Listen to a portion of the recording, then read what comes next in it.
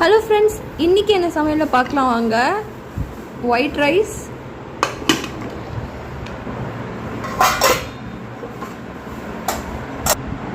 இது வந்து carrot, beans, அப்புறம் எக்கு போட்டு ஒரு பொரியல். ஒன்றுமே இல்லை, மிளகா தான் போட்டிருக்கேன் காரத்துக்கு கூட, ரொம்ப நல்லாயிருக்கும்.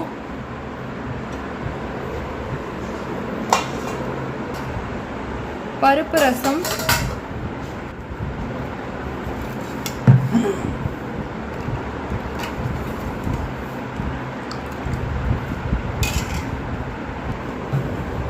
Fish chilli.